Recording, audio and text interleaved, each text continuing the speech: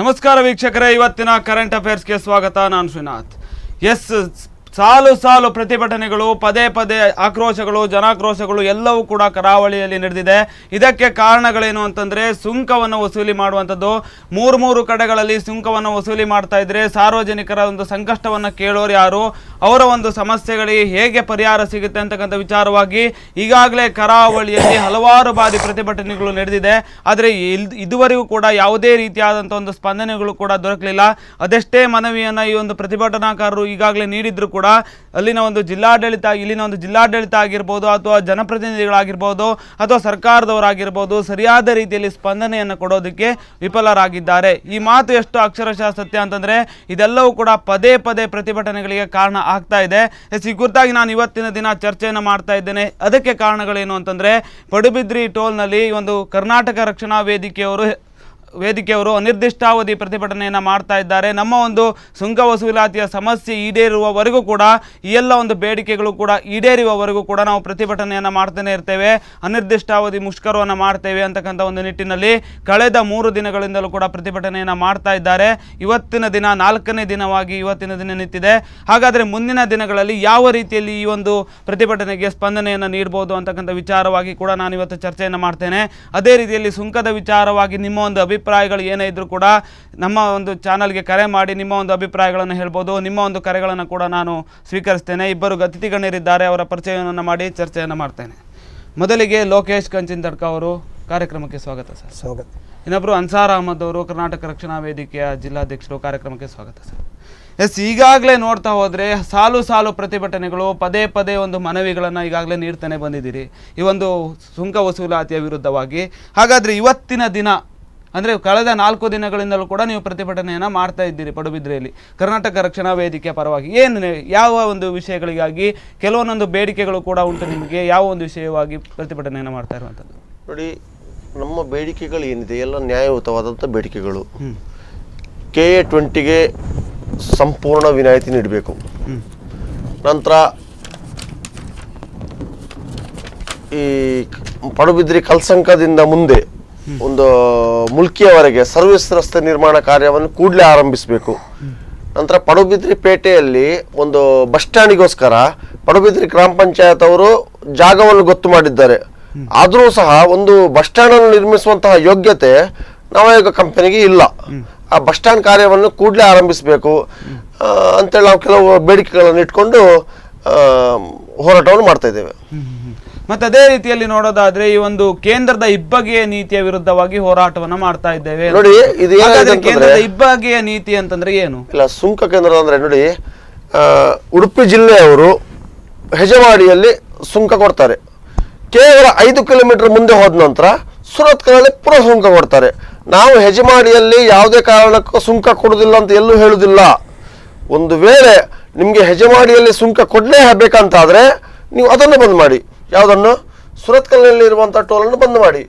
ಈ ನವಯುಗ ಕಂಪನಿ ಏನಿದೆ, ನವಯುಗ ಕಂಪನಿ ಆಗಿರ್ಬೋದು, ಸರ್ಕಾರ ಆಗಿರ್ಬೋದು, ಕರಾವಳಿಯ ಜನರು ಸೇರಿದಂತೆ, ಕರ್ನಾಟಕ ಸೇರಿದಂತೆ ಇಡೀ ಭಾರತದ ದೇಶದ ಜನರನ್ನು ಲೂಟಿ ಮಾಡ್ತಾ ಇದ್ದಾರೆ. ಯಾಕಂತಂದ್ರೆ ರಾಷ್ಟ್ರೀಯ ಹೆದ್ದಾರಿಯಲ್ಲಿ ಕೇವಲ ಕರಾವಳಿ ಕರ್ನಾಟಕದವರು ಸಂಚರಿಸುವಂಥದ್ದಲ್ಲ, ಇಡೀ ಭಾರತ ದೇಶದ ನಾಗರಿಕರು ಸಂಚರಿಸುವಂಥದ್ದು. ಆ ಮೂಲಕ ನಿಮಗೆ 2 ಆಯ್ಕೆ ಇದೆ. ನಿಮಗೆ ಒಂದು, KA20ಗೆ ಹೆಜಮಾಡಿಯಲ್ಲಿ ಸಂಪೂರ್ಣ ವಿನಾಯಿತಿ ನೀಡಿ, ಇಲ್ಲವಾದಲ್ಲಿ ಸುರತ್ಕಲ್ ಟೋಲ್ ಬಂದ್ ಮಾಡಿ. ಯಾಕಂದ್ರೆ ಮೊದಲು ಆದಂತ ಒಪ್ಪಂದವೂ ಹಾಗೆ ಇತ್ತು. ಯಾವಾಗ ಹೆಜಮಾಡಿಯಲ್ಲಿ ನಾವು ಟೋಲ್ಗೆ ಆರಂಭ ಮಾಡ್ತೇವೋ ನಿಮ್ಮ ಸುರತ್ಕಲ್ ಟೋಲ್ ಬಂದ್ ಮಾಡ್ತೇವೆ ಅಂತೇಳಿ ಎಲ್ಲಿ ಹೋಯ್ತು? ಹಾಗಾದ್ರೆ ನಿಮ್ಗೆ ಮಾತಿಗೆ ಬೆಲೆ ಇಲ್ಲ ಅಂತಾದ್ರೆ ಹಾಗಾದ್ರೆ ನಿಮ್ದು ಹಗಲ್ದೊರಡೆ ನಿಮ್ಮ ವ್ಯಾಪಾರವಾ? ಇದು ನಮ್ಮ ಮುಂದಿರುವಂತ ಪ್ರಶ್ನೆ. ಅಲ್ಲ, ನೀವು ಹಗಲದೊರಡೆ ಅಂತ ಹೇಳಿದ್ರಿ, ಅವರು ಕೂಡ ಈ ಒಂದು ಚತುಷ್ಪಥ ಕಾಮಗಾರಿಯನ್ನು ಮಾಡಿರ್ತಾರೆ. ಜನರಿಗೆ ಒಂದು ಅನುಕೂಲವಾಗಬೇಕು ಅಂತಾನೆ ಆದಷ್ಟು ಬೇಗ ಫಾಸ್ಟ್ ಆಗಿ ಹೋಗ್ಲಿ, ಪೆಟ್ರೋಲ್ಗಳು ಸ್ವಲ್ಪ ಕಡಿಮೆ ಇರಲಿ, ಮತ್ತು ಕಡಿಮೆ ಆಗಿ ಖಾಲಿ ಆಗಲಿ, ಮತ್ತು ಅದೇ ರೀತಿಯಲ್ಲಿ ಹೊಂಡಗಳೆಲ್ಲ ಇರಬಾರ್ದು ಅಂತಕ್ಕಂಥ ನಿಟ್ಟಿನಲ್ಲಿ ಸಾರ್ವಜನಿಕರಿಗೆ ಅನುಕೂಲವಾಗಬೇಕು ಅಂತ ಲಕ್ಸುರಿ ಟ್ರೀಟ್ಮೆಂಟ್ ಅಂತ ಹೇಳ್ತಾರೆ ಈ ಒಂದು ಚತುಷ್ಪಥ ಕಾಮಗಾರಿಯನ್ನು. ಅಲ್ಲ, ಅದನ್ನ ಕೊಡ್ತಾರೆ. ಅಂತ ಸಂದರ್ಭದಲ್ಲಿ ಒಂದು ಸುಂಕವನ್ನು ವಸೂಲಿ ಮಾಡ್ಲಿ, ಅದರಲ್ಲಿ ತಪ್ಪೇನಿದೆ ಅಂತ ನೀವು ಹೇಳ್ತೀರಿ. ಕೇಂದ್ರದ ನಿಯಮಾವಳಿಗೆ ಬೆಲೆ ಹಾಗಾದ್ರೆ ಕೇಂದ್ರದ ನಿಯಮಾವಳಿ ಪ್ರಕಾರ 60 ಕಿಲೋಮೀಟರ್ ಟೋಲ್ ಇರಬೇಕು. ಹಾಗಾದ್ರೆ 5 ಕಿಲೋಮೀಟರ್ ನಾಳೆ ಇನ್ನೊಂದು ಹಾಕ್ತಾರೆ. ಅದಕ್ಕೆ ಇಲ್ವಾ? ಹಾಗಾದ್ರೆ ನೀವ್ ಹೇಳ್ತೀರ ಸರಿ, ಲಕ್ಸುರಿ ರಸ್ತೆ ಆಗ್ಬೇಕು, ಸಾರ್ವಜನಿಕರಿಗೆ ಸುಗಮ ಸಂಚಾರಕ್ಕೆ ಅನುವು ಆಗ್ಬೇಕಂತೇಳಿ ಅದಕ್ಕೆ ಹೇಳ್ತಾ ಇರೋದು ನಾವೆಲ್ಲೂ ಸಹ ಸುಂಕ ಕೊಡುದಿಲ್ಲ ಅಂತ ಹೇಳುದಿಲ್ಲ. ಎರಡೆರಡು ಸುಂಕ ಯಾಕೆ ಕೊಡ್ಬೇಕು, ಅದು ನಮ್ಮ ಮುಂದಿರುವಂತ ಪ್ರಶ್ನೆ. ಅಲ್ಲಿ ಬದಿಗೆ ಇರುವಂತ ಸರ್ವಿಸ್ ಒಂದು ಒಳಗೆ ರಸ್ತೆ ಒಂದಿದೆ ಹೆಜಮಾಡಿಯಲ್ಲಿ, ಅಲ್ಲಿಗೂ ಹಾಕಿದ್ದಾರೆ. ಬೆಳ್ಮಣ್ಣಿಗೆ ಹಾಕ್ಲಿಕ್ಕೆ ಹೊರಟಿದ್ದಾರೆ ಅಂತಾದ್ರೆ ಇದು ಹಗಲ ದರೋಡೆ ಹೇಳ್ಬೇಕು. ಇದನ್ನು ಬೇರೆ ಯಾವುದು ಯಾವ ಇದಕ್ಕೆ ಬೇರೆ ಯಾವ ಪದವೇ ಸಿಗುದಿಲ್ಲ, ಇದು ಹಗಲ ದರೋಡೆ. ಅವರೊಂದು ಹಗಲು ದರೋಡೆ ಅಂತ ಹೇಳಿದ್ರು. ಅದೇ ನಿಟ್ಟಿನಲ್ಲಿ ಮತ್ತೊಂದು ಪ್ರಶ್ನೆಯನ್ನು ಕೇಳ್ತೇನೆ. ಅವರೊಂದು 24 ಲಕ್ಷಗಳು ಇಂಥ ಒಂದು ತಿಂಗಳಿನಲ್ಲಿ ಬೇಕು, ಪ್ರತಿಯೊಂದು ತಿಂಗಳಲ್ಲೂ ಕೂಡ 24 ಲಕ್ಷವನ್ನು ಒಂದು ಟೋಲಿಂದ ಪಡಿಬೇಕು ಅಂತಕ್ಕಂಥದ್ದು ಅವರ ಒಂದು ನಿಯಮಾವಳಿಗಳಲ್ಲೂ ಕೂಡ ಇರುತ್ತೆ. ಅಂಥ ಸಂದರ್ಭದಲ್ಲಿ 17 ಲಕ್ಷ ಅವರು ಲೋನ್ಗೆ ಕಟ್ತಾರೆ ಮತ್ತು ಉಳಿದ 6 ಲಕ್ಷಗಳಲ್ಲಿ ಅವರು ಮೇಂಟೆನೆನ್ಸ್ಗಳನ್ನು ಮಾಡಬೇಕು.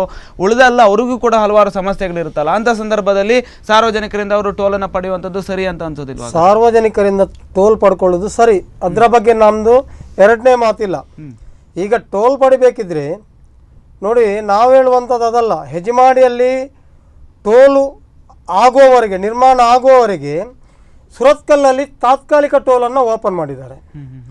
ತಾತ್ಕಾಲಿಕ ಟೋಲನ್ನು ಓಪನ್ ಮಾಡಿ ಈಗ ಹೆಜಮಾಡಿಯ ಟೋಲನ್ನು ಓಪನ್ ಮಾಡಿದ ನಂತರ ಸುರತ್ಕಲ್ಲಿನ ಟೋಲು ಯಾಕೆ ಮುಚ್ಚುವುದಿಲ್ಲ ಅವರು?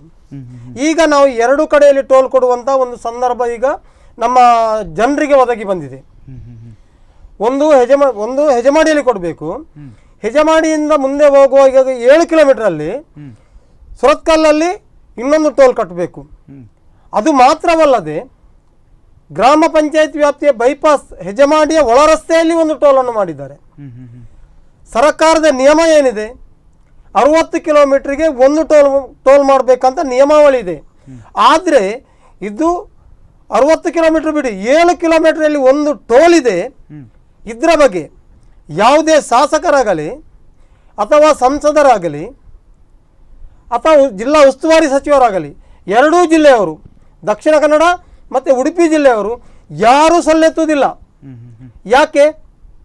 ಇದು ಅವರು ಸದನದಲ್ಲಿ ಧ್ವನಿ ಎತ್ತುವಂಥ ಒಂದು ಕೆಲಸ ಆಗಬೇಕು. ಇದಕ್ಕೆ ಅವರು ನಮ್ಮ ಜೊತೆ ಬಂದು ಕೂತ್ಕೊಂಡು ನಮ್ಮ ಜೊತೆ ಹೋರಾಟ ಮಾಡೋದಲ್ಲ. ಅವರು ಸದನದಲ್ಲಿ ಮಾತಾಡಲಿ. 7 ಕಿಲೋಮೀಟರ್ನ ಒಳಗಿರುವ ಟೋಲನ್ನು ಮೊದಲು ತೆಗೀಲಿ. ಜನರನ್ನು ಹಗಲು ದರೋಡೆ ಮಾಡೋದು ಬೇಡ ಅಂತ ಹೇಳೋದು ನಾವು. ಅದಕ್ಕೆ ಜನರೇನು ಮಾಡ್ತಾರೆ, ಹೋದ್ಮೇಲೆ ಕಟ್ಟಲೇಬೇಕಲ್ವಾ? ಕಟ್ಟದಿದ್ದರೆ ಪೊಲೀಸನ್ನು ಇಟ್ಕೊಂಡು ನಮ್ಮನ್ನು ಗಮನಿಸ್ತಾರೆ ಅವರು. ಆದ್ದರಿಂದ ಒಂದು ಟೋಲನ್ನು ತೆಗೆಯುವಂಥ ವ್ಯವಸ್ಥೆ ಕೂಡಲೇ ಮಾಡಬೇಕು. ನಾವು ಸುಂಕ ಕಟ್ಟುವುದಿಲ್ಲ ಅಂತ ಹೇಳುವುದಿಲ್ಲ. ಹೆಜಮಾಡಿಯಲ್ಲಿ ಒಂದು ಟೋಲ್ ಇರಲಿ, ಅದಕ್ಕೆ ನಾವು ಸುಂಕ ಕಟ್ಟುವ, ಇನ್ನೊಂದು ಟೋಲನ್ನು ಮಾತ್ರ ತೆರವು ಮಾಡಲಿ.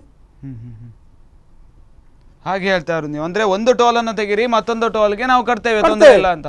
ಅಂದ್ರೆ 60 ಕಿಲೋಮೀಟರ್ಗಳಲ್ಲಿ 3 ಟೋಲ್ಗಳು ಬರ್ತಾ ಇದೆ ಅಂತ. ಹಾಗಾದ್ರೆ ಕುಂದಾಪುರದಲ್ಲಿ 7 ಕಿಲೋಮೀಟರ್, ಅಂದ್ರೆ ಸಾಸ್ತಾನದಲ್ಲಿ 7 ಕಿಲೋಮೀಟರ್ ಅಂತರದವರೆಗೆ ಟೋಲ್ಗೆ ಒಂದು ವಿನಾಯಿತಿಯನ್ನು ಕೊಟ್ಟರು. ಹಾಗಾದ್ರೆ ಇಲ್ಲಿ ಯಾಕೆ ಕೊಡ್ಲಿಲ್ಲ? ಅಲ್ಲಿನ ಸ್ಥಳೀಯರಿಗೆ ಯಾಕೆ ಕೊಡಲಿಲ್ಲ? ಹಾಗಾದ್ರೆ ಮಲಪ್ತಾ ಇದು ಹೊರಗಣೆಗಳು ಆಗ್ತಾ ಇರುವಂತದ್ದು ಖಂಡಿತವಾಗಿ. ನೋಡಿ, ಮೊದಲಿಗೆ ಹೇಳಿದ್ರು ನಾವು 7 ಕಿಲೋಮೀಟರ್ ವ್ಯಾಪ್ತಿಗೆ ಫ್ರೀ ಕೊಡ್ತೇವೆ. ನಿನ್ನೆ ಬಂದಂತ ಮಾಹಿತಿ ಅಲ್ಲಿಂದ ಯಾರು ಹೇಳ್ತಾರೆ, ಇಲ್ಲ ನಾವು 2 ಕಿಲೋಮೀಟರ್ ಈಚೆ 2 ಕಿಲೋಮೀಟರ್ ಆಚೆ ಕೊಡ್ತೇವೆ ಅಂತೇಳಿ. ನಮ್ಗೆ ಈಗ ಇವತ್ತಿನಿಂದ ನಮ್ಮ ನಿಲುವು ಏನಂತಂದ್ರೆ, ನಿಮ್ಮ 7-2 ನಮ್ಗೆ ಅಗತ್ಯ ಇಲ್ಲ, ಲೆಕ್ಕಾಚಾರ ನೀವೇ ಇಟ್ಕೊಳ್ಳಿ. ಉಡುಪಿ ಜಿಲ್ಲೆಗೆ ಸಂಪೂರ್ಣ ವಿನಾಯಿತಿ ನೀಡಬೇಕು K20ಗೆ, ಹೆಜಮಾಡಿಯಲ್ಲಿ K20ಗೆ. ಇಲ್ಲವಾದ್ರೆ ನೀವು ಸುರತ್ಕಲ್ ಟೋಲ್ ಅಂತ ತೆರವು ಮಾಡಿ ಅಷ್ಟೇ. ನಾನು ನೋಡಿ, ನಮ್ಗೆ ಮೊನ್ನೆಯಿಂದ ಯಾವಾಗಿಂದ ನಾವು ಈ ಹೋರಾಟವನ್ನು ಕೈಗೆತ್ತಿಕೊಂಡಿತ್ತೋ, ಹಲವಾರು ಸರ್ಕಾರಿ ಇಲಾಖೆಯ ಅಧಿಕಾರಿಗಳು ನಮ್ಮ ಹತ್ರ ಬಂದರು, ಉಪ ತಹಸೀಲ್ದಾರ್ ಬಂದಿದ್ರು ಮೊನ್ನೆ. ನಾವು ಅವರಿಗೆ ಸ್ಪಷ್ಟವಾದ ಮಾತಲ್ಲಿ ಹೇಳಿದ್ದೇವೆ ಏನಂತಂದ್ರೆ, ನೀವು ಮನವಿಯನ್ನು ಪಡ್ಕೊಂಡು ಪ್ರತಿಭಟನೆ ಹಿಂತೆಗೆದುಕೊಳ್ಳಿ ಅನ್ನುವಂತಹ ಮಾತು ಇಟ್ಕೊಂಡು ಬಂದರೆ ನೀವು ಬರೋದೇ ಬೇಡ. ಮನವಿಯನ್ನು ಸ್ವೀಕರಿಸಿ ಸಂಬಂಧಪಟ್ಟ ಇಲಾಖೆಗೆ ವರ್ಗಾವಣೆ ಮಾಡಿ ನ್ಯಾಯಯುತವಾದಂತಹ ಒಂದು ಬೇಡಿಕೆಗೆ ನ್ಯಾಯ ದೊರಕಿಸಿಕೊಡ್ತೇವೆ ಅನ್ನುವಂಥ ಮಾತು ಕೊಡೋದಿದ್ರೆ ನೀವು ಬನ್ನಿ. ಅವರು ಬಂದರು, ನಾವು ನಮ್ಮ ಮನವಿಯನ್ನು ಕೊಟ್ಟಿದ್ದೇವೆ. ಹೋದವರು ಇಷ್ಟವರೆಗೆ ಪತ್ತೆ ಇಲ್ಲ, 3 ದಿವಸ ಆಯಿತು. ನಮ್ಮ ನಿಲುವು ಸ್ಪಷ್ಟ ಏನಂತಂದರೆ, ಇವತ್ತಿನಿಂದ K20ಗೆ ಸಂಪೂರ್ಣ ವಿನಾಯಿತಿ ನೀಡಬೇಕು.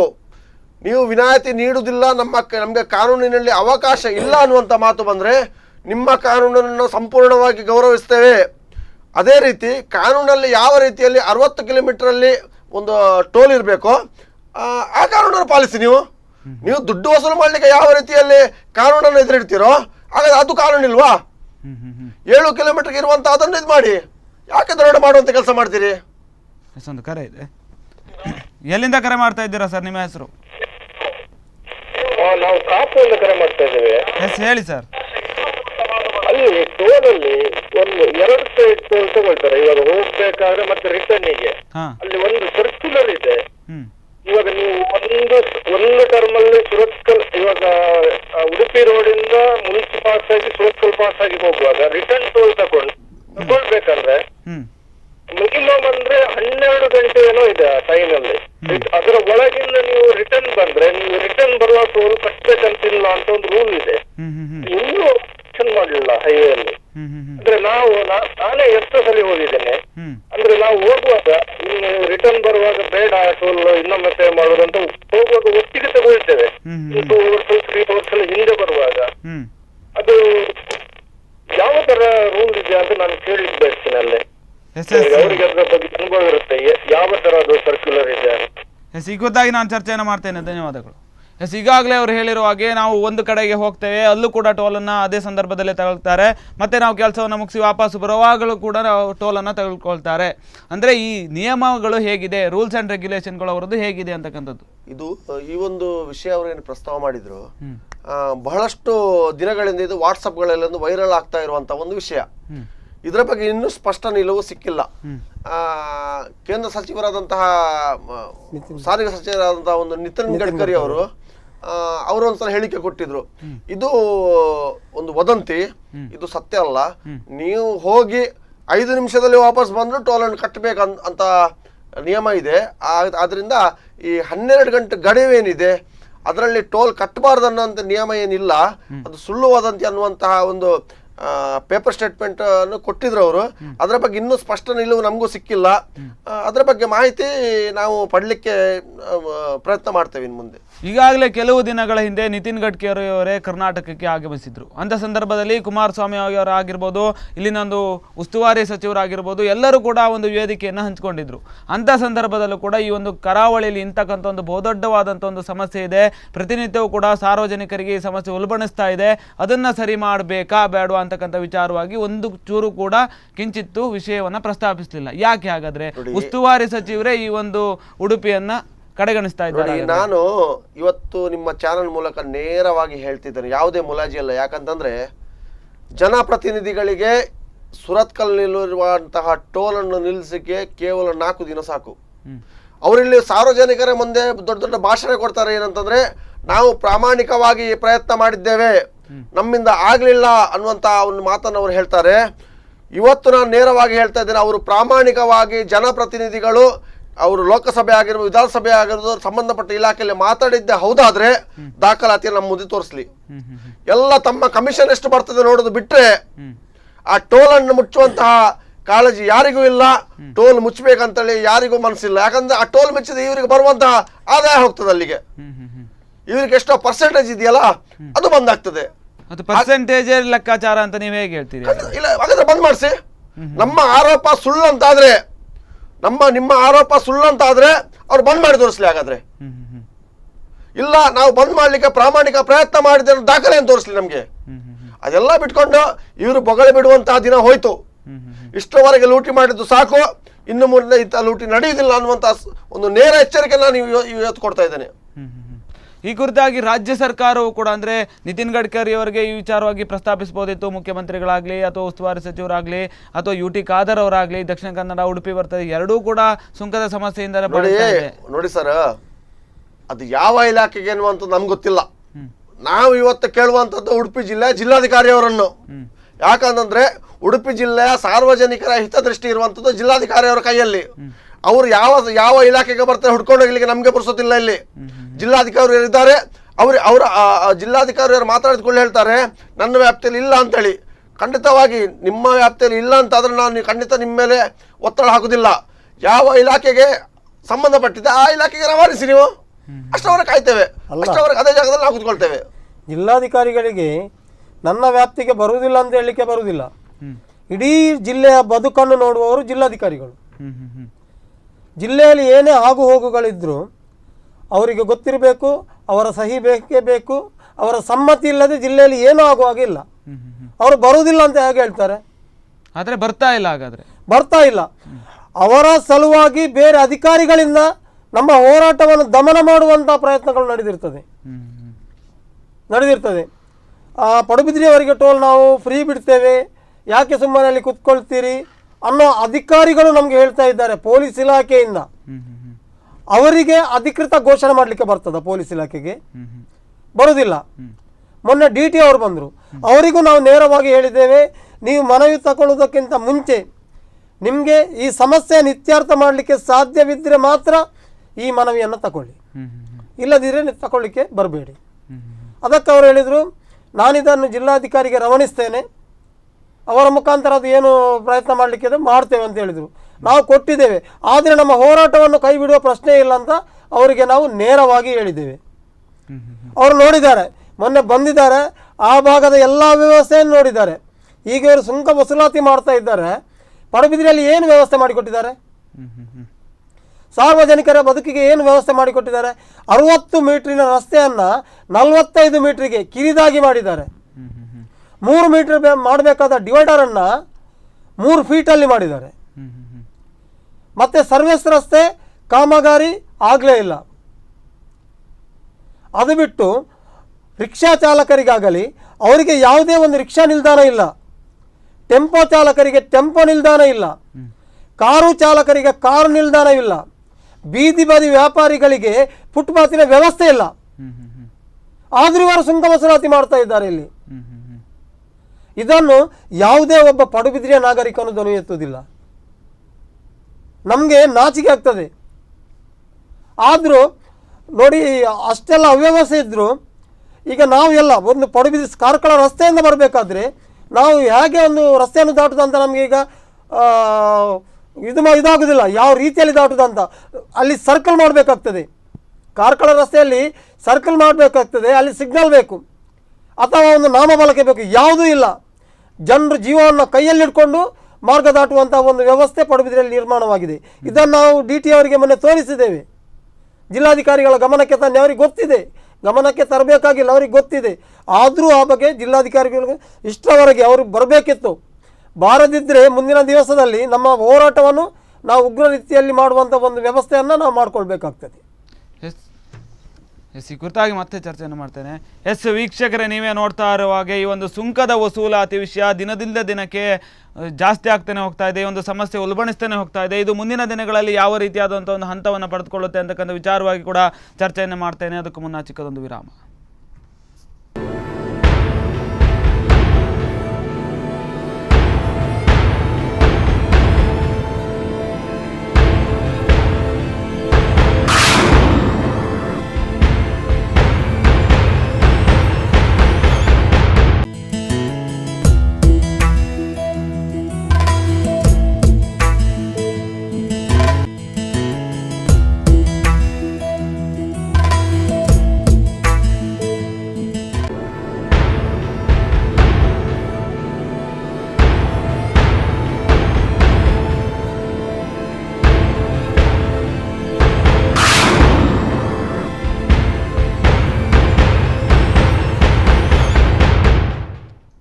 ವಿರಾಮದ ನಂತರ ಕರೆಂಟ್ ಅಫೇರ್ಸ್ಗೆ ಮತ್ತೆ ಸ್ವಾಗತ. ನಾನು ಚರ್ಚೆಯನ್ನು ಮಾಡ್ತಾ ಇದ್ದೆ ಈ ಒಂದು ಟೋಲ್ನ ವಿಚಾರವಾಗಿ. ನಮ್ಮ ಜೊತೆ ಇದ್ದಾರೆ ಕರ್ನಾಟಕ ರಕ್ಷಣಾ ವೇದಿಕೆಯ ಜಿಲ್ಲಾಧ್ಯಕ್ಷರು, ಅದೇ ರೀತಿಯಲ್ಲಿ ದಲಿತ ಸಂಘರ್ಷ ಸಮಿತಿಯ ಪ್ರಧಾನ ಸಂಚಾಲಕರು ಕೂಡ ಈ ಒಂದು ಚರ್ಚೆಯಲ್ಲಿದ್ದಾರೆ. ಅವರ ಹತ್ರ ನಾನು ಮಾತಾಡ್ತಾ ಇದ್ದೆ. ನೀವು ಹೇಳಿದ್ರಿ ಅವೈಜ್ಞಾನಿಕ ಕಾಮಗಾರಿಗಳಾಗಿದೆ, ಸರಿಯಾದ ರೀತಿಯಲ್ಲಿ ಸರ್ವಿಸ್ ರಸ್ತೆಗಳಿಲ್ಲ, ಹೋಗೋದಕ್ಕೆ ಬರೋದಕ್ಕೆ ಆಗ್ತಾ ಇಲ್ಲ, ಅಂಡರ್ ಪಾಸ್ಗಳ ವ್ಯವಸ್ಥೆ ಕೂಡ ಸರಿಯಾಗಿಲ್ಲ, ಅವೈಜ್ಞಾನಿಕವಾಗಿದೆ ಅಂತ. ಹಾಗಾದರೆ ಒಂದು ಮೂಲ ನಕ್ಷೆಯನ್ನು ಈ ಒಂದು ಕಾಮಗಾರಿಯನ್ನು ಶುರು ಮಾಡೋದಕ್ಕಿಂತ ಮುಂಚೆನೇ ನೀಡಿರ್ತಾರೆ, ರಾಜ್ಯ ಸರ್ಕಾರಕ್ಕೆ ನೀಡಿರ್ತಾರೆ. ಅವರು ಕೂಡ ಪರಿಶೀಲನೆಯನ್ನು ನಡೆಸಿ ನಂತರ ಎಲ್ಲೆಲ್ಲಿ ಈ ಒಂದು ಮೂಲ ನಕ್ಷೆಯ ಪ್ರಕಾರವಾಗಿ ಕಾಮಗಾರಿಗಳನ್ನು ನಡೆಸ್ಬೋದು ಅಂತಕ್ಕಂಥ ವಿಚಾರವಾಗಿ ಕೂಡ ಕೂಲಂಕುಷವಾಗಿ ಅಧ್ಯಯನ ಮಾಡಿ ನಂತರ ಒಂದು ಕಾಮಗಾರಿಯನ್ನು ಶುರು ಮಾಡುವಂಥದ್ದು. ಹಾಗಾದರೆ ಮೂಲ ನಕ್ಷೆಯನ್ನು ಮಾಡುವಂಥ ಮುಂಚೆ ನೋಡಲಿಲ್ವಾ? ಹಾಗಾದರೆ ಅಲ್ಲಿನ ಒಂದು ಜನತೆ ನೋಡಲಿಲ್ವಾ? ಎಲ್ಲೆಲ್ಲಿ ಅಂಡರ್ ಪಾಸ್ ಬರುತ್ತೆ, ಎಲ್ಲೆಲ್ಲಿ ಈ ಒಂದು ಸರ್ವಿಸ್ ರಸ್ತೆಗಳು ಬರುತ್ತೆ, ಅದನ್ನು ಸರಿಯಾಗಿ ಮಾಡಬೇಕು ಅಂತ. ಎಲ್ಲ ಮುಗಿದ ನಂತರ ಅಂಡರ್ ಪಾಸ್ ಸರಿಯಾಗಿಲ್ಲ, ಅವೈಜ್ಞಾನಿಕವಾಗಿದೆ ಅಂತ ಹೇಳಿದ್ರೆ ನೋಡಿ, ಮೂಲ ನಕ್ಷೆ ಸರಿಯಾಗಿ ಇರುತ್ತೆ. ಮೂಲ ನಕ್ಷೆಯ ಬಗ್ಗೆ ಎರಡು ಮಾತಿಲ್ಲ. ಇದು ಏನಾಗಿದೆ ಅಂದರೆ, ನಾನೊಬ್ಬ ಹೆದ್ದಾರಿ ಹೋರಾಟಗಾರ. ಹೆದ್ದಾರಿ ಬೈಪಾಸ್ ಬರುವಾಗ ಬೈಪಾಸನ್ನು ಹೆದ್ದಾರಿಗೆ ತರಲಿಕ್ಕೆ ನಮ್ಮ ಸತತ ಹೋರಾಟದ ಪ್ರಯತ್ನದಿಂದ ಅದು ಹೆದ್ದಾರಿಗೆ ಬಂದಿದೆ. ಬೈಪಾಸಲ್ಲಿ 24 ದಲಿತರ ಮನೆ ಹೋಗುವುದನ್ನು, ಅದಕ್ಕೋಸ್ಕರ ದಲಿತ ಸಂಘರ್ಷ ಸಮಿತಿಯಲ್ಲಿ ಎದ್ದೇಳಿ ಉಗ್ರ ರೀತಿಯಲ್ಲಿ ಹೋರಾಟವನ್ನು ಕೈಗೊಂಡು ನಾವು ಆ ಬೈಪಾಸಿನಲ್ಲಿ ಆಗುವಂಥ ರಸ್ತೆಯನ್ನು ನಾವು ಹೆದ್ದಾರಿಗೆ ತಂದು ಹಾಕಿದ್ದೇವೆ. ಒಂದು ಕರೆ ಇದೆ. ಎಸ್, ಎಲ್ಲಿಂದ ಕರೆ ಮಾಡ್ತಾ ಇದ್ದೀರಾ? ನಿಮ್ಮ ಹೆಸರು? ಹಲೋ ಹಲೋ, ಹೇಳಿ ಸರ್. ಹಲೋ ಹಲೋ, ಹೇಳಿ ಸರ್.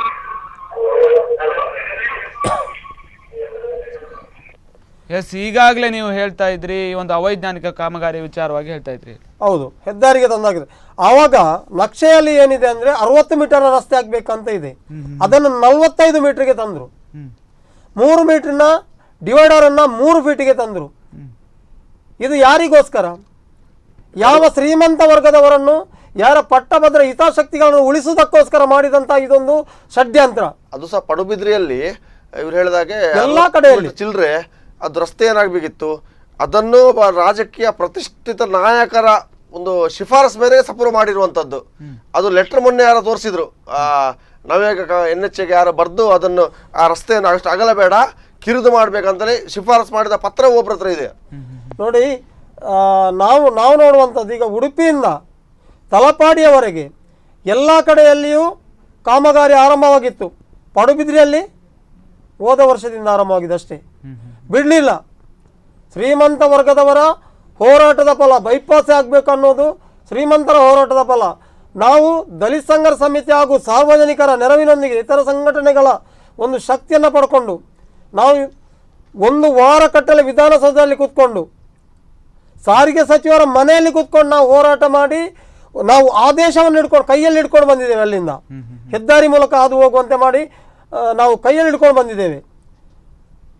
ಆದರೂ ಅದನ್ನು ಬರೀ ಕಿರಿದಾಗಿ ಮಾಡುವಂಥ ಈಗ ನೋಡಿ, ಎಲ್ಲ ಈಗೊಂದು ಮೂಲ ನಕ್ಷೆ ಮಾಡುವಾಗ ರಿಕ್ಷಾ ನಿಲ್ದಾಣ ಬೇಕಲ್ಲ ಸರ್, ಅಲ್ಲಿ ಅದಕ್ಕೆ ಜಾಗ ಎಲ್ಲಿದೆ? ಇವರು ಜಾಗ ಅಕ್ವೈರ್ ಮಾಡುವಾಗ ಅದಕ್ಕೆಲ್ಲ ಜಾಗ ಅಕ್ವೈರ್ ಮಾಡಬೇಕಲ್ವಾ? ಮಾಡಲಿಲ್ಲ. ಸರಕಾರಿ ಭೂಮಿ ಇದೆ, ಶ್ರೀಮಂತ ವರ್ಗದವರ ಹೋಟೆಲ್ನಲ್ಲಿ ಸರಕಾರಿ ಭೂಮಿ ಇದೆ. ಆ ಸರಕಾರಿ ಭೂಮಿಯನ್ನು ಇವರು ಪಡ್ಕೊಂಡಿದ್ದಾರೆ. ಬರೇ ಒಂದು ಆ ಹೋಟೆಲ್ ಒಂದು ಮುಖವನ್ನು ಮಾತ್ರ ಹೊಡೆದಿದ್ದಾರೆ ನಾಮಕೆ ವ್ಯವಸ್ಥೆವಾಗಿ. ಅದರ ಬಗ್ಗೆ ಯಾವುದೇ ಒಬ್ಬ ಪಡುಬಿದ್ರಿಯಲ್ಲಿ ಧ್ವನಿ ಎತ್ತುವುದಿಲ್ಲ.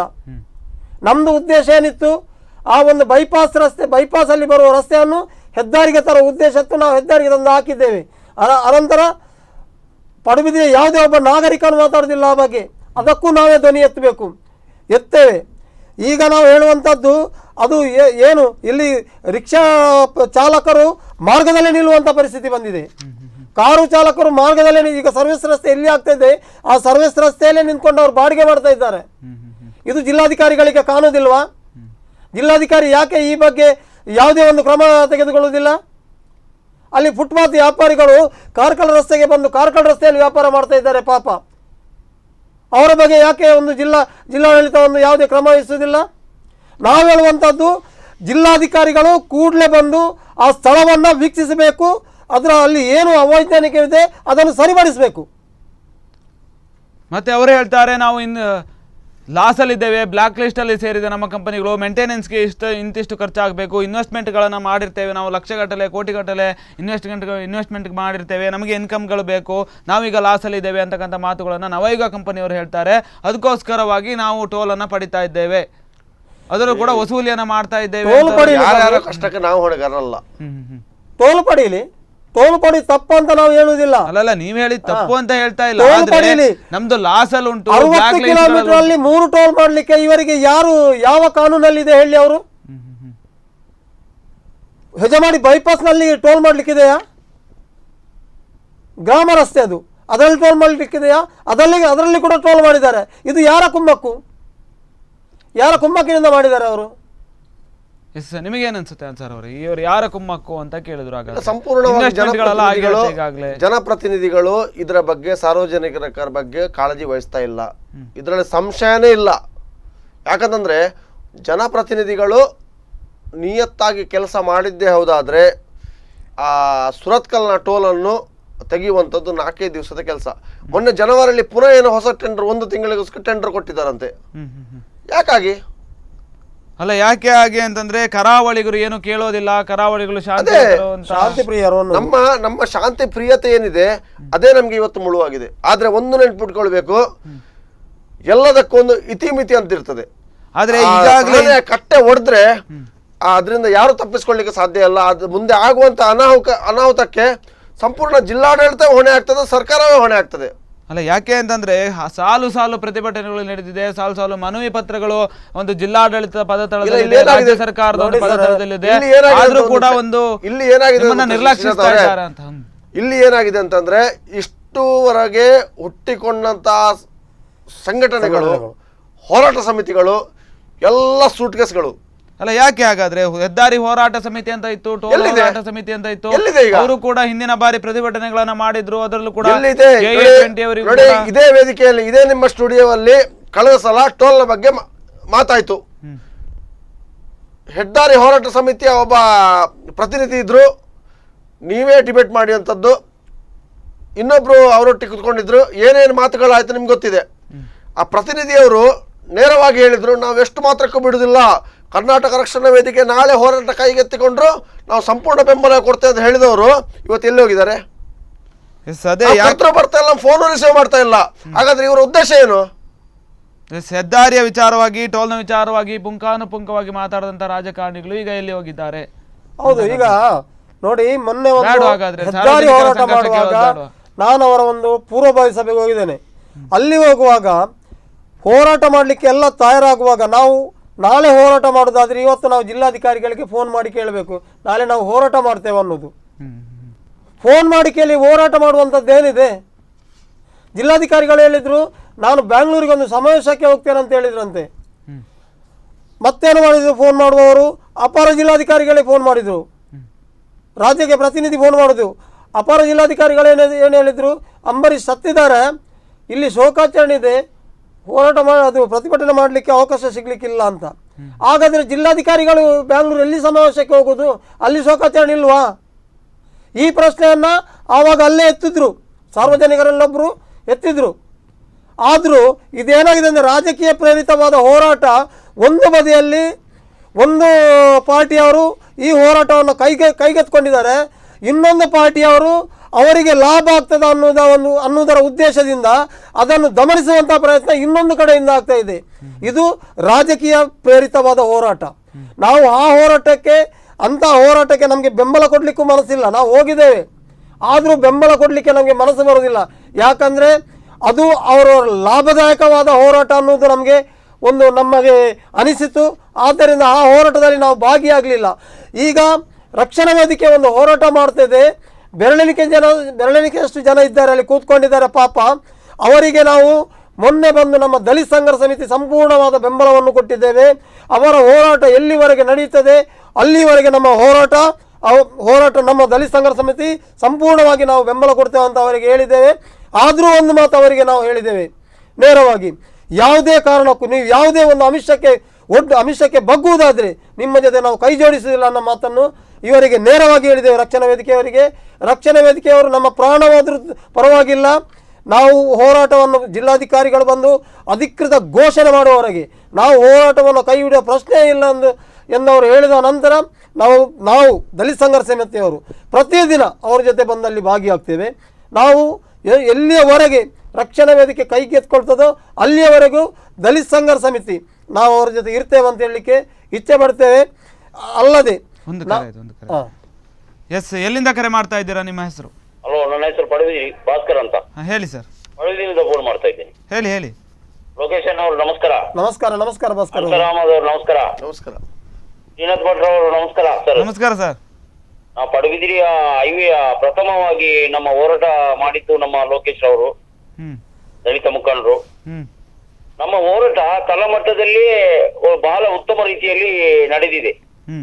ತದನಂತರ ಇವರು ನಾವು ಈಗ ಹೇಳಿದಾಗೆ ಈ ಲಂಚ ಅವತಾರದಿಂದ ಈ ಅಧಿಕಾರಿ ಆಗ್ಲಿ ರಾಜಕೀಯ ವ್ಯಕ್ತಿ ಆಗಲಿ ಯಾವಾಗ ನಾವು ಲಂಚಕ್ಕೆ ನಾವು ಕೈ ನೀಡ್ತೇವ ಅಲ್ಲಿ ನಮ್ದು ಈ ನಮ್ಮ ಕೆಲಸ ಪಾರದರ್ಶಕ ಆಗುವುದು ನಿಂತು ಹೋಗ್ತದೆ. ನಾನು ಹೇಳುದಾದ್ರೆ 1953ನೇ ಇಸ್ವಿಯಲ್ಲಿ ನಮ್ಮ ಹಿರಿಯರು ರಾಷ್ಟ್ರೀಯ ಪ್ರಾಧಿಕಾರದ ಕಾನೂನಿನ ನಿಯಮಾನುಸಾರ ಆ ಇಂತಿಷ್ಟು ಅಗಲ ಬಿಡ್ಬೇಕಂತ 65 ಮೀಟರ್ ಇತ್ತು. ತದನಂತರ ಇವರು ಅದನ್ನು 45 ಮೀಟರ್ಗೆ ತಂದ್ರು. ಆಮೇಲೆ ಇವರು 22 ಮೀಟರ್ಗೆ ತಂದ್ರು. ಹೀಗೆ ತರುವಾಗ ಕೆಲವು ಕಡೆ ಅಗಲೀಕರಣ ಆಗಿದೆ, ಕೆಲವು ಕಡೆ ಅಗಲೀಕರಣ ಸ್ವಲ್ಪ ಅದರಲ್ಲಿ ಕೂಡ 20 ಮೀಟರ್ ಈ ತರ ಬಂದಿದೆ. ಇದರಿಂದ ಎಲ್ಲ ಇವರ ಈ ಗೈಡ್ ಲೈನ್ ಎಲ್ಲ ತಪ್ಪಿ ಹೋಗಿದೆ. ಇಲ್ಲಿ ವೈಜ್ಞಾನಿಕ ರೀತಿಯಲ್ಲಿ ಈ ರಸ್ತೆ ಆಗಿದ್ರೆ ಇಂಥ ಸಮಸ್ಯೆ ಬರುವುದಿಲ್ಲ. ಮೊದಲನೆಯಾಗಿ ಇವರು ನಮ್ಮ ಭಾರತವನ್ನು ಸ್ವಚ್ಛ ಭಾರತ ಯಾವ ರೀತಿ ಮಾಡ್ತಾರ ಹಾಗೇನೆ ಎಲ್ಲರೂ ಕೂಡ ಲಂಚಕ್ಕೆ ಕೈ ನೀಡದೆ ಪಾರದರ್ಶಕವಾಗಿ ಕೆಲಸ ಮಾಡಿದ್ರೆ ಇಂಥ ಸಮಸ್ಯೆ ಉದ್ಭವ ಆಗುವುದಿಲ್ಲ. ಮತ್ತೊಂದು, ಇದರಲ್ಲಿ ಕಣ್ಣು ಮುಚ್ಚಿ ಮಾತಾಡುವ ರೀತಿಯೇ ಇಲ್ಲ. ಇದು ಪಾರದರ್ಶಕ ನಡೆಯಬೇಕಾದ್ರೆ ನಾವು ಇಂದಿನ ನಮ್ಮ ಮಕ್ಕಳಿಗೆ ನೋಡಿ, ಶಾಲಾ ಮಕ್ಕಳಿಗೆ ಈಗ ಬಹಳ ತೊಂದರೆ ಆಗ್ತಾ ಇದೆ ಆಚೆ ಈಚೆ ದಾಟಲು. ಮತ್ತೆ ನೋಡಿ, ಅಗಲೀಕರಣ ಮಾಡುವಾಗ ವ್ಯಾಪಾರ ಮಾಡ್ಲಿ, ಇವರಿಗೆ ಬೇಕಾದಷ್ಟು ಇನ್ನೊಂದು ಪರಿಹಾರ ಸಾಕದಿದ್ರೆ ಮತ್ತೊಂದು ಸಲ ಪರಿಹಾರವನ್ನು ಇದು ಮಾಡುದು ಸೆಕೆಂಡ್ ಹಂತದಲ್ಲಿ ಕೊಡ್ತೇವೆ ಅಂತ ಹೇಳಿದ್ರು AC ಅವರು. ಆ ಪರಿಹಾರಕ್ಕೆ ಇವ್ರು ಡಬಲ್ ಅಥವಾ ತ್ರೀ ಟೈಮ್ಸ್ ತಗೊಳ್ಳಿ, ಆದ್ರೆ ಸ್ವಲ್ಪ ಅಗಲೀಕರಣ ಮಾಡಬಹುದಿತ್ತು. ಇನ್ನು ಮುಂದಿನ ದಿನಗಳಲ್ಲಿ ನಮ್ಮ ಜನಸಂಖ್ಯೆ ದಿನೇ ಜಾಸ್ತಿ ಆಗ್ತಾ ಉಂಟು. ಮುಂಚೆ ಒಂದು 65-70 ಕೋಟಿ ಇತ್ತು, ಈಗ ನಮ್ಗೆ 127 ಕೋಟಿ ಭಾರತದ ಜನಸಂಖ್ಯೆ. ನಮ್ಮ ರಾಜ್ಯದ ಜನಸಂಖ್ಯೆ 6 ಕೋಟಿ 15 ಲಕ್ಷ ಜನಸಂಖ್ಯೆ. ಇಷ್ಟೊಂದು ಜನಸಂಖ್ಯೆ ಇರುವಾಗ ಇವರು ಈ ತರ ಯಾಕೆ ಮಾಡ್ತಾರಂತ ನಮ್ಗೆ ಸ್ವಲ್ಪ ಇದರ ಸಂಶಯ ಬರ್ತದೆ. ಯಾಕೆ ಇವರು ಪಬ್ಲಿಕ್ ಈ ತರ ತೊಂದರೆ ಮಾಡ್ತಾರೆ? ಜನಸಾಮಾನ್ಯರಿಗೆ ಒಂದು ಪ್ರಜಾಪ್ರಭುತ್ವ ಇದಕ್ಕೆ ಕಗ್ಗೊಲೆಯಾಗಿದೆ. ಅಂತ ರೀತಿಯಲ್ಲಿ ಇವರು ಕೆಲಸ ಮಾಡುವುದಾದ್ರೆ ಜನರಿಗೆ, ನಾನು ಜನಪ್ರತಿನಿಧಿಗಳಲ್ಲಿ ಹೇಳುವುದಿಲ್ಲ, ಜನರಿಗೆ ಅಧಿಕಾರ ಉಂಟಾ ಇಲ್ವಾ ಅಂತ ಕೇಳುವುದು. ಪ್ರಜಾಪ್ರಭುತ್ವ ಏನು ಹೇಳ್ತದೆ? ಪ್ರತಿಯೊಬ್ಬ ಪ್ರಜೆಗಳಿಗೂ ಕೂಡ ಅಧಿಕಾರ ಇದೆ ಅಂತ ಹೇಳ್ತದೆ. ಇದು ನಮ್ಮ ಹತ್ರ ಯಾವುದೇ ನಮ್ಮ ಪಬ್ಲಿಕ್ಗೆ ಯಾವ್ದಾದ್ರು ಬೆಳೆ ಕೊಡ್ತಾರೆ ಇವರು? ಯಾವ ಸರ್ಕಾರ ಇವ್ರದ್ದು? ಯಾವುದೇ ಇರ್ಲಿ, ಕೇಂದ್ರ ಸರ್ಕಾರ ಇರ್ಲಿ, ರಾಜ್ಯ ಸರ್ಕಾರ ಇರ್ಲಿ, ಜನರಿಗೆ ಯಾವುದೇ ಸರಿಯಾದ ವ್ಯವಸ್ಥೆ ಮಾಡದಿದ್ರೆ ಮುಂದಿನ ಮಕ್ಕಳಿಗೆ ಯಾವ ರೀತಿ ನಾವು ಗೈಡೆನ್ಸ್ ಕೊಡ್ಬಹುದು? ಮತ್ತೆ ನೋಡಿ, ಈಗ 56 ಮಾಡಿದ್ದಾರೆ, ಅಲ್ಲಿ ಕೆಲವು ಸರಿ ಕಮ್ಮಳಕರ ಇವರು ದಂಡೆ ಕಟ್ಟಿ ಹೋಗ್ತಾರೆ. ಈ ದಂಡೆಯಲ್ಲಿ ಪಾಪ ಹಿರಿಯರು ದಾಟುವುದಾದ್ರೆ ಹೇಗೆ? ಇವರಿಗೆ ವ್ಯಾಪಾರ ಮಾಡಿ, ನಾವು ಕೂಡ ಒಂದು ವ್ಯಾಪಾರ ಮನೆಗೆ ಹೋಗಿ ಬೇಡುವವರು. ಇವರು ಕೂಡ ನಮ್ಗೆ ಜನರಿಗೆ ತೊಂದರೆ ಕೊಟ್ಟು ಯಾಕೆ ಬೇರೆ ವ್ಯಾಪಾರ ಮಾಡಬೇಕು ಇವರು? ಇವರು ಲಂಚ ಕೊಟ್ಟು ಹೋರಾಟ ಮಾಡುವುದಾದ್ರೆ ಇವರು ನಮ್ಮ ಹಿರಿಯರೆಲ್ಲ ಹೋರಾಟ ಮಾಡಿದ್ದಾರೆ, ಈ ತರ ಹೋರಾಟ ಇರ್ಲಿಲ್ಲ ಅವರದು.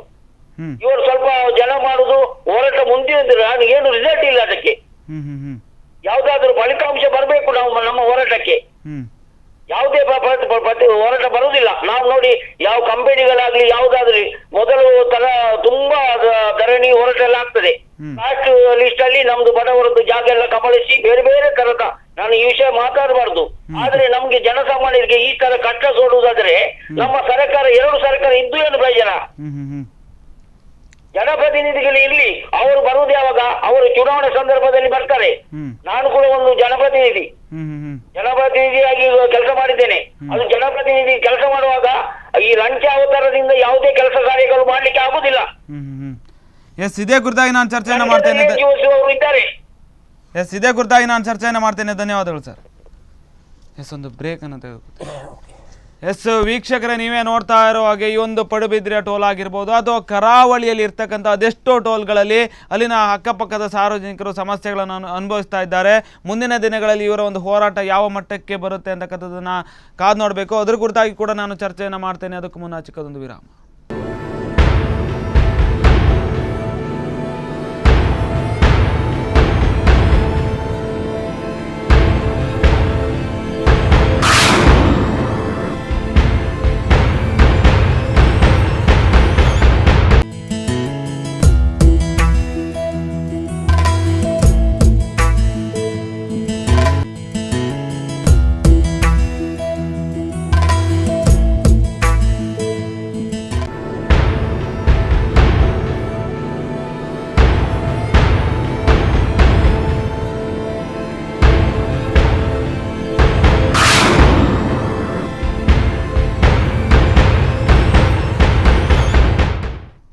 ವಿರಾಮದ ನಂತರ ಕರೆಂಟ್ ಅಫೇರ್ಸ್ಗೆ ಮತ್ತೆ ಸ್ವಾಗತ.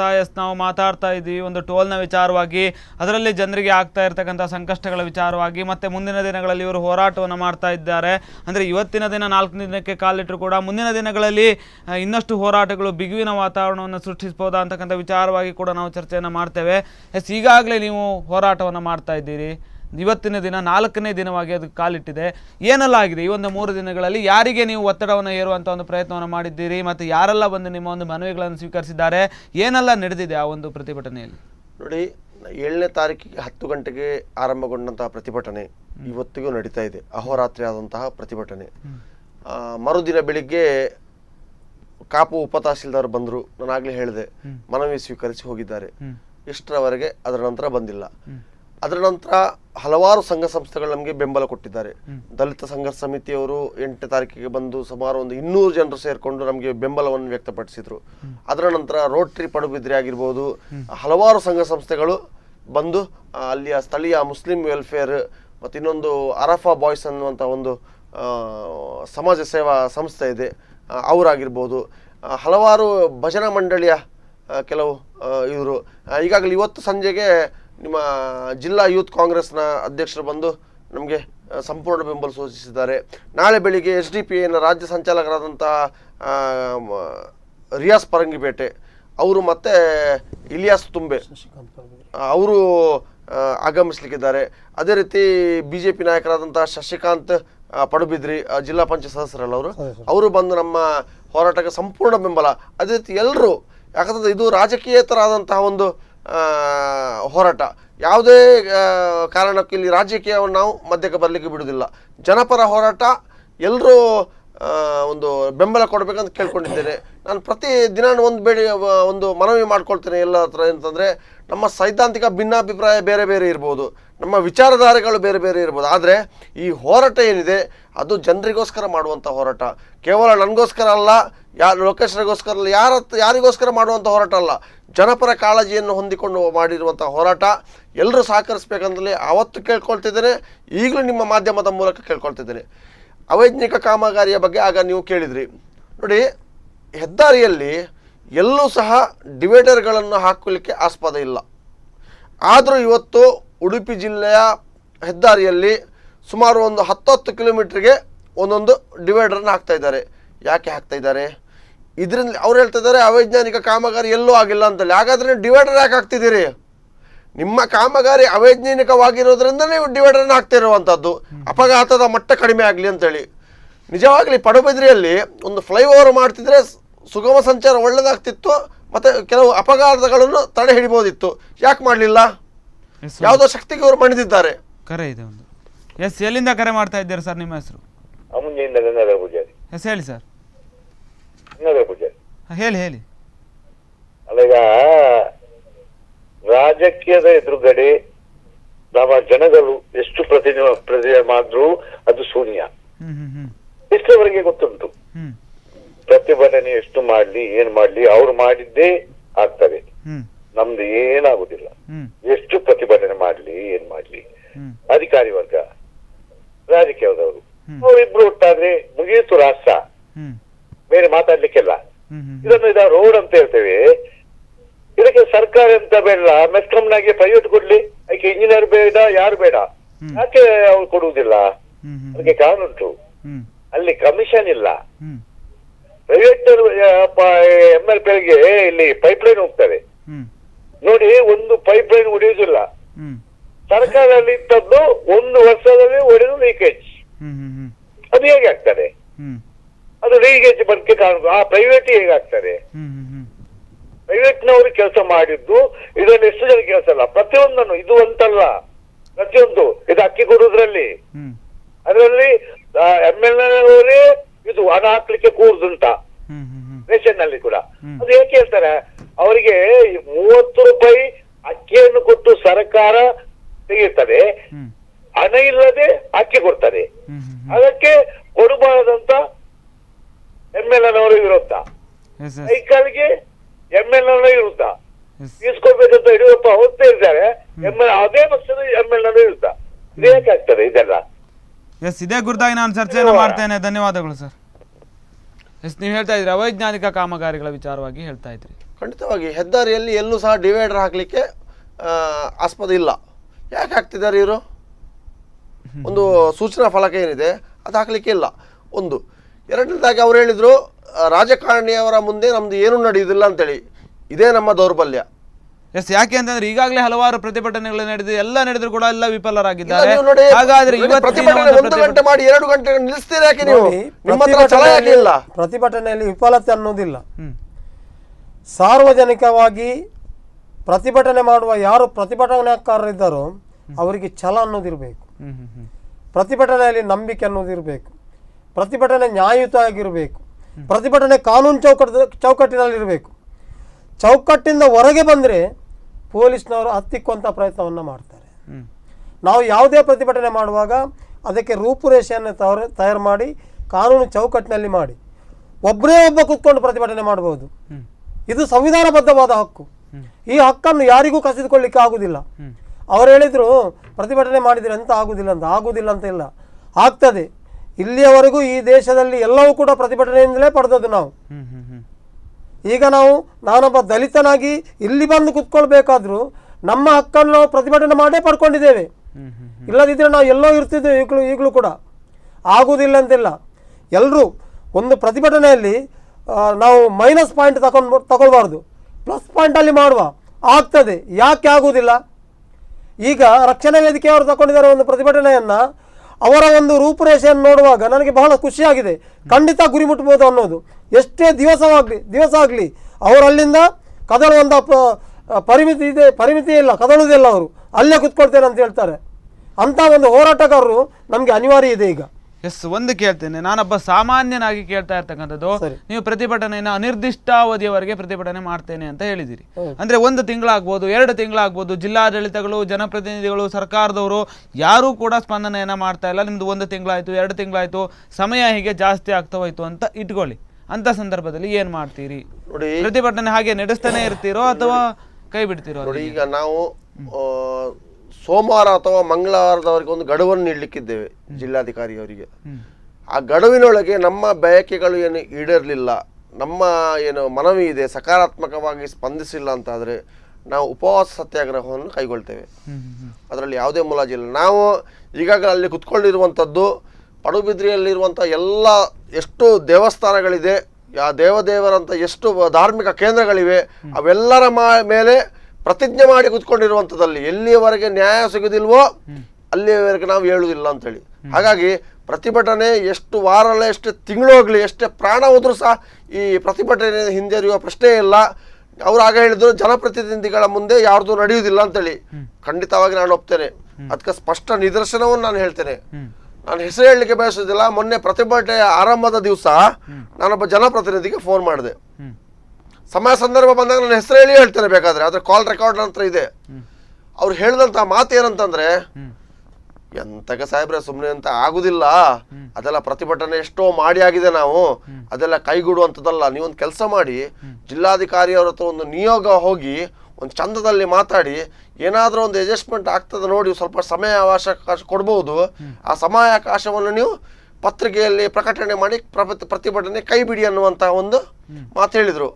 ಇಂಥ ಜನಪ್ರತಿನಿಧಿಗಳು ನಮ್ಗೆ ಬೇಕಾ? ಜನರಿಗೆ ಒಂದು ನ್ಯಾಯ ದೊರಕಿಸಿಕೊಡುವ ಬದಲಿಗೆ ಜನರ ಒಂದು ಹೋರಾಟವನ್ನು ಹತ್ತಿಕ್ಕುವಂಥ ಕೆಲಸವನ್ನು ಜನಪ್ರತಿನಿಧಿಗೆ ಮಾಡ್ತಾರಂತಾದ್ರೆ ಯೋಗ್ಯತೆ ಉಂಟೇನ್ರಿ ಇವರಿಗೆ? ಹಾಗಾದ್ರೆ ನಿಮ್ಮನ್ನ ಖಂಡಿತವಾಗಿಯೂ ನಿರ್ಲಕ್ಷಿಸ್ತಾ ಇದ್ದಾರೆ. ಇಲ್ಲಿ ಖಂಡಿತ ಪ್ರತಿಭಟನಾಕಾರರನ್ನ ನಿರ್ಲಕ್ಷಿಸ್ತಾ ಇದ್ದಾರೆ. ಜನಪ್ರತಿನಿಧಿಗಳು ಖಂಡಿಸ್ತಾ ಇದ್ದಾರೆ, ನಿರ್ಲಕ್ಷಿಸ್ತಿದ್ರೆ ಜಿಲ್ಲಾಡಳಿತವು ನಿರ್ಲಕ್ಷಿಸ್ತಾ ಇದೆ. ಇವತ್ತಿನವರೆಗೆ ನಾವು ಜಿಲ್ಲಾಡಳಿತಕ್ಕೆ ಯಾವುದೇ ರೀತಿಯ ವಿರುದ್ಧ ಘೋಷಣೆ ಕೂಗಲಿಲ್ಲ. ನಾಳೆಯಿಂದ ನಮ್ಮ ಪ್ರತಿಭಟನೆಗೆ ಸರಿಯಾದ ರೀತಿಯಲ್ಲಿ ಸಕಾರಾತ್ಮಕ ಸ್ಪಂದನೆ ದೊರಕಲಿಲ್ಲ ಅಂತಾದ್ರೆ ನಾವು ಜಿಲ್ಲಾಡಳಿತದ ವಿರುದ್ಧ ಘೋಷಣೆಗಳನ್ನು ಕೂಗ್ತೇವೆ ಖಂಡಿತ.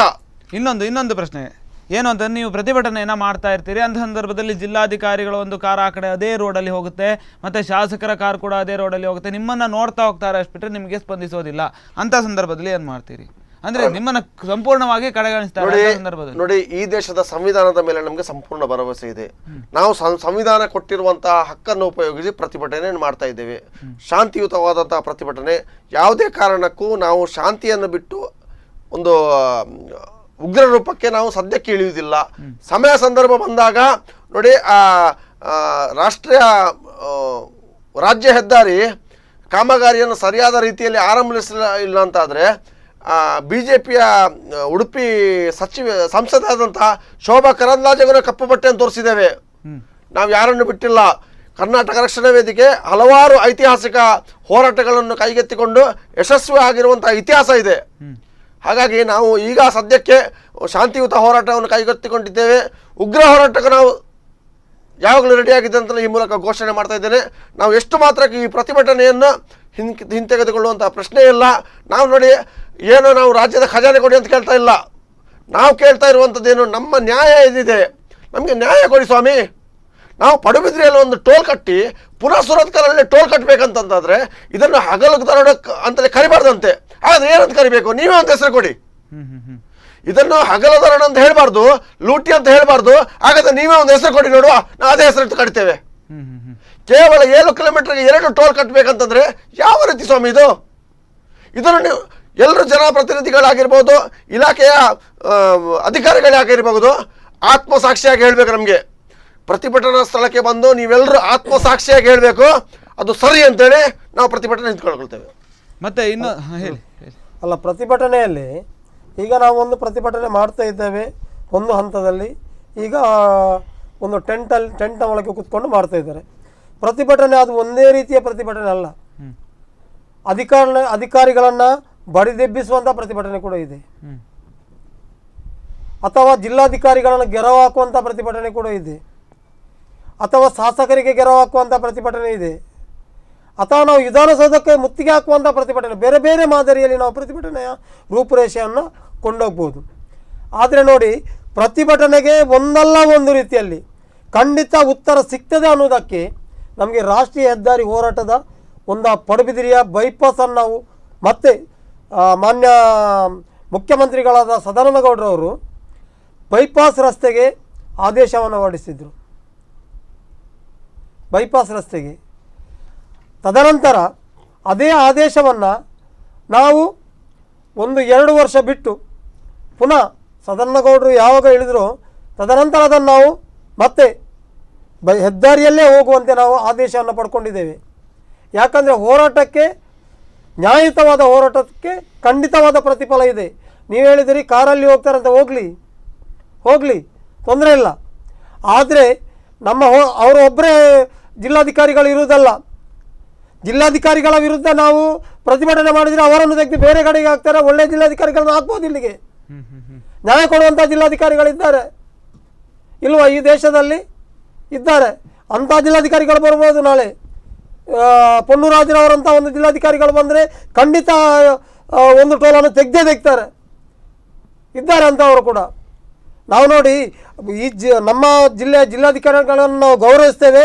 ಅವರು ನ್ಯಾಯಯುತವಾದ ಒಂದು ನಮಗೆ ತೀರ್ಮಾನವನ್ನು ಕೊಡಲಿ. ಒಂದು ನಮಗೆ K20ಗೆ ಟೋಲನ್ನು ನಿಲ್ಲಿಸಲಿ, ಇಲ್ಲದಿದ್ದಲ್ಲಿ 7 ಕಿಲೋಮೀಟರ್ ಒಳಗಿರುವಂತಹ ಒಂದು ಟೋಲನ್ನು ತೆಗೀಲಿ. ಅಷ್ಟೇ ನಮ್ಮದು ಬೇಡಿಕೆ ಇರುವುದು. ಕೊನೆಯದಾಗಿ ಒಂದು ಕೇಳ್ತೇನೆ, ಇಲ್ಲಿ ರಾಜಕೀಯ ಮುತ್ಸದ್ದಿಗಳಿಗೇನು ಕೊರತೆ ಇಲ್ಲ. ಇಡೀ ಒಂದು ಉಡುಪಿಯನ್ನು ನೋಡ್ತಾ ಹೋದರೆ ರಾಜಕೀಯ ಮುತ್ಸದ್ದಿಗಳಿಂದ ತುಂಬಿ ಹೋಗಿದೆ. ಕಾಂಗ್ರೆಸ್ ಆಗಿರ್ಬೋದು, BJP ಆಗಿರ್ಬೋದು, ಅವರೆಲ್ಲರೂ ಕೂಡ ಹಿಂದಿನ ಬಾರಿ ಕೂಡ ಹೆದ್ದಾರಿ ಹೋರಾಟ ಸಮಿತಿಯವರೊಟ್ಟಿಗೆ ಪ್ರತಿಭಟನೆಯನ್ನು ಕೂಡ ಮಾಡಿದ್ರು, ವಿಫಲರಾಗಿದ್ರು. ಪಕ್ಷಾತೀತವಾಗಿ ಪ್ರತಿಭಟನೆಯನ್ನು ಮಾಡ್ತೇವೆ ಹೇಳಿ ಪ್ರತಿಭಟನೆ ಮಾಡಿ ವಿಫಲರಾಗಿದ್ರು. ಹಾಗಾದ್ರೆ ನೀವು ಕರ್ನಾಟಕ ರಕ್ಷಣಾ ವೇದಿಕೆಯವರು, ದಲಿತ ಸಂಘರ್ಷ ಸಮಿತಿಯವರೆಲ್ಲ ಯಶಸ್ವಿ ಆಗ್ತೀರಾ ಅಂತ? ನೋಡಿ, ಒಂದು ವಿಷಯ ಹೇಳ್ತೇನೆ ನಾನು, ಅವರೆಲ್ಲ ಹೋರಾಟ ಮಾಡಿ ವಿಫಲರಾಗ್ಲಿಲ್ಲ, ಅವರು ಯಶಸ್ವಿ ಆಗಿದ್ದಾರೆ. ಯಾವ್ದ್ರಲ್ಲಿ ಅನ್ನೋದು ನೀವು ಅರ್ಥ ಮಾಡ್ಕೊಳ್ಬೇಕು. ಅವ್ರು ಎಲ್ಲೂ ವಿಫಲ ಆಗ್ಲಿಲ್ಲ, ಅವ್ರು ಎಲ್ಲರೂ ಯಶಸ್ವಿ ಆಗಿದ್ದಾರೆ. ಯಾವ್ದ್ರಲ್ಲಿ ಯಶಸ್ವಿ ಆಗಿದ್ದಾರೆ ಅನ್ನೋದು ನಾನು ಪುನಃ ಬಾಯಿ ಬಿಟ್ಟು ಹೇಳ್ಬೇಕಂತಲಿಲ್ಲ, ಎಲ್ಲರಿಗೂ ತಿಳಿದಂತ ವಿಚಾರ. ನಮಗೆ ನಾವು ಕೈಗೊತ್ತಿಕೊಂಡಂತಹ ಪ್ರತಿಭಟನೆಯಲ್ಲಿ ಸಂಪೂರ್ಣವಾದಂತಹ ಭರವಸೆ ಇದೆ. ಎಲ್ಲಿಯವರೆಗೆ ನಮ್ಮ ಬೇಡಿಕೆಗಳು ಈಡೇರುವುದಿಲ್ವೋ ಅಲ್ಲಿಯವರೆಗೆ ಜಾಗ ಬಿಟ್ಟು ಕದಲುವಂತಹ ಪ್ರಶ್ನೆಯೇ ಉದ್ಭವ ಆಗುವುದಿಲ್ಲ. ಲಾಠಿ ಚಾರ್ಜ್ ಮಾಡಲಿ, ನಾವು ಪೆಟ್ಟು ತಿನ್ಲಿಕ್ಕೂ ತಯಾರಿದ್ದೇವೆ, ಅದರಲ್ಲಿ 2 ಮಾತಿಲ್ಲ. ನಾವು ಎಲ್ಲ ಹೋರಾಟದಲ್ಲಿ ಆಗುವಂಥ ಆಗು ಹೋಗುಗಳನ್ನು, ಸಾಧಕ ಬಾಧಕಗಳನ್ನು ಎನಿಸಿಯೇ ಮಾನಸಿಕವಾಗಿ ತಯಾರಿಯಾಗಿಯೇ ಈ ಹೋರಾಟಕ್ಕೆ ಇಳಿದಂಥವರು. ನಾವು ಯಾವುದೇ ಕಾರಣಕ್ಕೂ ಹೋರಾಟವನ್ನು ಹಿಂತೆಗೊಳ್ಳುವಂತಹ ಪ್ರಶ್ನೆಯೇ ಇಲ್ಲ. ಅದೆಷ್ಟೇ ಸಮಯ ಆಗಲಿ. ನಿನ್ನೆ ಅಲ್ಲಿ ಪ್ರತಿಭಟನೆ ನಡೆದಾಗ ಒಬ್ಬರು ಬಹಳ ಒಂದು ಹಾಸ್ಯವಾಗೊಂದು ಮಾತು ಹೇಳಿದ್ರು. ಏನಂತಂದ್ರೆ, ದಯವಿಟ್ಟು ಜಿಲ್ಲಾಧಿಕಾರಿಯವರು ಮಳೆಗಾಲ ಬರುವ ಮೊದಲು ಒಂದು ನಮ್ಮ ಬಯಕೆ ಈಡೇರಿಸೋದು ಸಾಕು, ಇಲ್ಲಾಂದ್ರೆ ಪುನಃ ತಗಡು ಸೀಟ್ ಹಾಕ್ಬೇಕು, ಅದಕ್ಕೆ ದುಡ್ಡಿಲ್ಲ ಅಂತೇಳಿ. ಹಾಗಾಗಿ ಮಳೆಗಾಲ ಬರುವ ಮೊದಲು ನಮ್ಮ ಬೇಡಿಕೆ ಈಡೇರಿಸೋದು ಸಾಕು ಅಂತೇಳಿ ನಮ್ಮೊಂದು ಆಸೆ. ಮಳೆಗಾಲ ಅಲ್ಲ, ಇನ್ನು 1 ವರ್ಷ ಹೋದ್ರು ಆ ಜಾಗ ಬಿಟ್ಟು ಕದಲುವಂಥ ಪ್ರಶ್ನೆ ಇಲ್ಲ. ಅದು ಏನೇ ಆಗ್ತದೆ ನೋಡಿ. ನಮ್ಗೆ ಇವತ್ತು ಈ ಸಲ ಒಂದು ಛಲ ಉಟ್ಕೊಂಡಿದ್ದು ಏನಂತಂದ್ರೆ, ಜಿಲ್ಲೆಯವರನ್ನು ಈ ರೀತಿ ಲೂಟಿ ಮಾಡ್ತಾ ಇದ್ದಾರಂತಾದ್ರೆ ರಾಜ್ಯ ದೇಶದವರನ್ನೇ ಲೂಟಿ ಮಾಡ್ತಿದ್ದ. ಇವರಿಗಿಷ್ಟು ಅಹಂಕಾರ ಬೇಕಂತಂದ್ರೆ ದುಡ್ಡು ಕಟ್ಟುವ ನಾವು, ನಮ್ಮ ಟ್ಯಾಕ್ಸ್ ಕಟ್ಟಿ ನಾವು ದೇಶವನ್ನು ನಡೆಸ್ತಿರೋರು ನಾವು, ನಮ್ಗೆ ಎಷ್ಟು ಇರ್ಬೇಕು ಸ್ವಾಮಿ? ಅಂತ ಛಲ ಉಡುಪಿ ಜಿಲ್ಲೆಯ ಪ್ರತಿಯೊಬ್ಬರಲ್ಲೂ ಹುಟ್ಟಬೇಕು, ಕರ್ನಾಟಕ ರಾಜ್ಯದ ಪ್ರತಿಯೊಬ್ಬರಲ್ಲೂ ಹುಟ್ಟಬೇಕು, ಭಾರತ ದೇಶದ ಪ್ರತಿಯೊಬ್ಬರಲ್ಲೂ ಹುಟ್ಟಬೇಕು ಅನ್ನೋದೇ ನಮ್ಮ ಒಂದು ಆಸೆ. ಯಾವಾಗ ಆ ಒಂದು ಮನೋಭಾವನೆ, ಹೋರಾಟದ ಮನೋಭಾವ ನಮ್ಮಲ್ಲಿ ಹುಟ್ಟೋದೋ ಆ ದಿವಸ ಖಂಡಿತವಾಗಿಯೂ ಆ 2 ಟೋಲಲ್ಲಿ 1 ಟೋಲ್ ತೆಗೆಯುವಲ್ಲಿ ನಾವು ಯಶಸ್ವಿ ಆಗ್ತೇವೆ ಅನ್ನೋದು ನನ್ನ ಅನಿಸಿಕೆ. ಹಾಗೆ ನಮ್ಮ ಈ ಏನು ಪ್ರತಿಭಟನೆ ಕೈಗೆತ್ತಿಕೊಂಡಿದ್ದೇವೆ, ರಾಜಕೀಯೇತರವಾದಂತಹ ಪ್ರತಿಭಟನೆ. ನಮ್ಮ ಏನೋ ಸೈದ್ಧಾಂತಿಕ ವಿಚಾರ ಬೇರೆ ಬೇರೆ ಇರ್ಬೋದು, ಬೇರೆ ಬೇರೆ ವಿಚಾರದಲ್ಲಿ ಬೇರೆ ಬೇರೆ ಇರ್ಬೋದು, ಎಲ್ಲವನ್ನು ಬಿಟ್ಟು ಜನಪರವಾದಂತಹ ಈ ಹೋರಾಟಕ್ಕೆ ನಮ್ಮೊಂದಿಗೆ ಕೈ ಜೋಡಿಸಬೇಕಂತ ನಾವು ಇವತ್ತು ಕೈ ಮುಗಿದು ಕೇಳ್ಕೊಳ್ತಿದ್ದೇವೆ ಉಡುಪಿಯ ಜಿಲ್ಲೆಯ ಜನರ ಹತ್ರ. ಕೊನೆಯದಾಗಿ ಈ ಒಂದು ಕಾರ್ಯಕ್ರಮಕ್ಕೆ ಬಂದಿದ್ದು, ಈ ಒಂದು ಹೆದ್ದಾರಿಯ ವಿಚಾರವಾಗಿ, ಸಾರ್ವಜನಿಕರ ಸಂಕಷ್ಟಗಳ ವಿಚಾರವಾಗಿ ಮಾತಾಡೋದಕ್ಕೆ ತುಂಬ ಧನ್ಯವಾದಗಳು ಸರ್. ಎಸ್ ವೀಕ್ಷಕರೇ, ನೀವೇ ನೋಡಿದ ಹಾಗೆ ಸಾರ್ವಜನಿಕರಿಗೆ, ಅದರಲ್ಲೂ ಕೂಡ ಕರಾವಳಿಯ ಸಾರ್ವಜನಿಕರಿಗೆ ಟೋಲ್ನಿಂದ ಹಲವಾರು ಸಮಸ್ಯೆಗಳಾಗ್ತಾ ಇದೆ. ಪದೇ ಪದೇ ಈ ಒಂದು ಸಮಸ್ಯೆಗಳು ಉಲ್ಬಣಿಸ್ತಾನೆ ಇದೆ. ಇದೇ ವಿಚಾರವಾಗಿ ಹಲವಾರು ಪ್ರತಿಭಟನೆಗಳು ನಡೆದಿದ್ರು ಕೂಡ ಅದೆಲ್ಲವೂ ಕೂಡ ರಾಜಕೀಯ ಲಾಭಕ್ಕೋಸ್ಕರ ನಡೆದಿದೆ. ಆದರೆ ಇವತ್ತಿನ ದಿನ ಅಂದರೆ ಕಳೆದ ಒಂದು 4 ದಿನಗಳಿಂದ ನಡೀತಾ ಇರ್ತಕ್ಕಂಥ ಈ ಒಂದು ಪ್ರತಿಭಟನೆ ಏನಿದೆ, ಇದು ನಮಗೆ ಬೇಡಿಕೆ ಏನಿದೆ ಅದು ಈಡೇರುವವರೆಗೂ ಕೂಡ ನಾವು ಪ್ರತಿಭಟನೆಯನ್ನು ಮುಂದುವರಿಸ್ತೇನೆ ಇರ್ತೇವೆ. ಮತ್ತು ಜಿಲ್ಲಾಡಳಿತ, ಸರ್ಕಾರ, ಕೇಂದ್ರ ಸರ್ಕಾರ ಇವೆಲ್ಲರಿಗೂ ಕೂಡ ಮನಮುಟ್ಟುವ ಹಾಗೆ ನಾವು ಪ್ರತಿಭಟನೆಯನ್ನು ಮಾಡೋದಕ್ಕೆ ಸಿದ್ಧರಿದ್ದೇವೆ ಅಂತಕ್ಕಂಥ ಮಾತುಗಳನ್ನು ಕೂಡ ಹೇಳಿದರು. ಮುಂದಿನ ದಿನಗಳಲ್ಲಿ ಈ ಒಂದು ಬೇಡಿಕೆಯನ್ನು ಈಡೇರಿಸುವ ನಿಟ್ಟಿನಲ್ಲಿ ಉಗ್ರ ಹೋರಾಟವನ್ನು ಕೂಡ ನಾವು ತೆಗೆದುಕೊಳ್ತೇವೆ ಅಂತಕ್ಕಂಥ ಮಾತುಗಳನ್ನು ಹೇಳಿದರು. ಮುಂದಿನ ದಿನಗಳಲ್ಲಿ ಏನಾಗುತ್ತೆ ಅನ್ನೋದನ್ನು ಕಾದು ನೋಡೋಣ. ಇದೇ ಇವತ್ತಿನ ವಿಶೇಷ. ಇನ್ನಷ್ಟು ಸುದ್ದಿ ಮತ್ತು ಮನರಂಜನೆಗಳಿಗಾಗಿ ನೋಡ್ತಾ ಇರಿ ಸ್ಪಂದನ.